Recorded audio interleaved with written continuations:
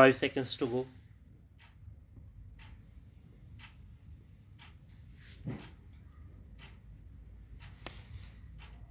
Start.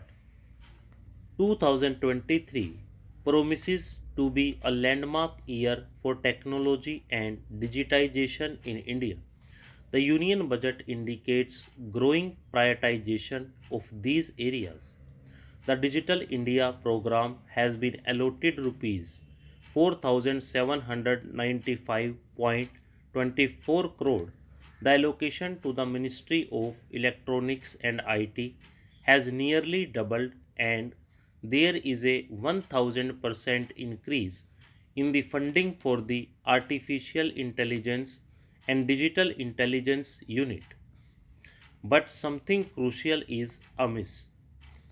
Digitization entails ever expanding data collection, storage, and sharing.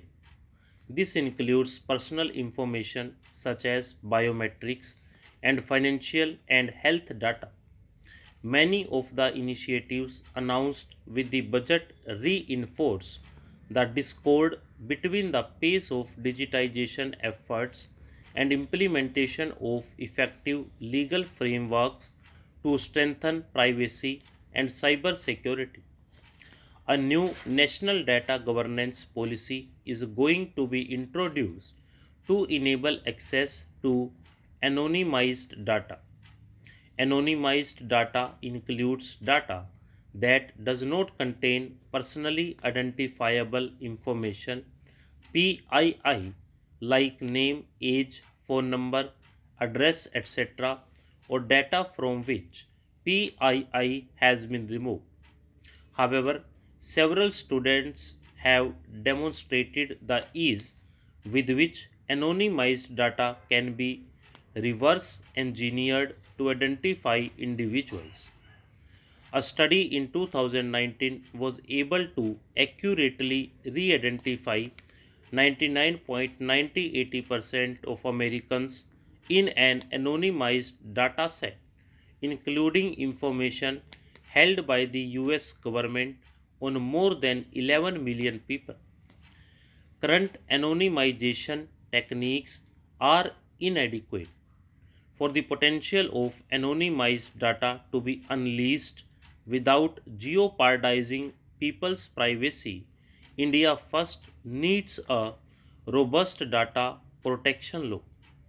The current draft Digital Data Protection Bill 2022 fails to incorporate safeguards from previous consultations and even earlier iterations of the bill. For instance, the 2021 draft imposed a penalty for the intentional re-identification of an individual's anonymized personal information. This has been done away with. The budget also proposes privacy invasive changes to the income tax search and seizure provisions. IT officials could seek the assistance of experts to access digital devices and encrypted data. Note that there are no effective legislative safeguards to prevent access to certain types of personal information, private encrypted communications, photos, videos, and require oversight and restrictions over when or how IT officials can invoke these powers. Such broad authorizations are bound to increase the scope for misuse. Allowing unfettered access to personal devices like computers, mobile phones, hard disks, and cloud storage, and encrypted data without a data protection regime that ensures necessity and proportionality is ill fitting for a democracy with the fundamental right to privacy. Finally, the budget proposes expanding the scope of DigiLocker, a government-run cloud-based platform for storing, sharing, and verifying documents and certificates to make it a one-stop solution of reconciliation and updating of identity and addresses with Aadhaar as foundational identity.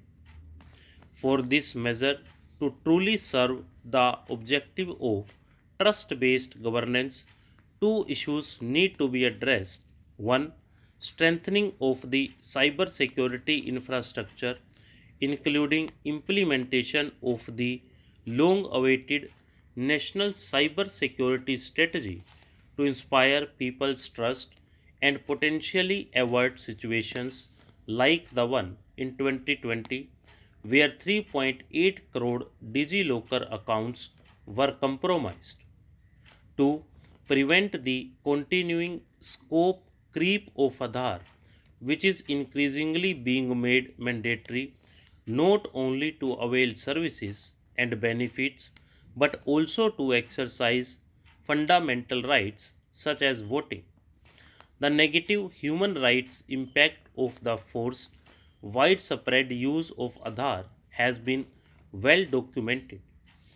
Over the years, there have been several Aadhaar data breaches, including the largest data breach in the world in 2018, with the sensitive records of 1.1 billion citizens being compromised.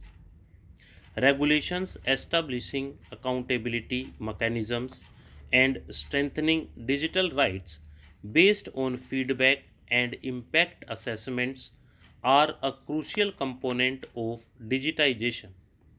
At present, the approach tilts towards speedily implementing the latter without equal prioritization of the former.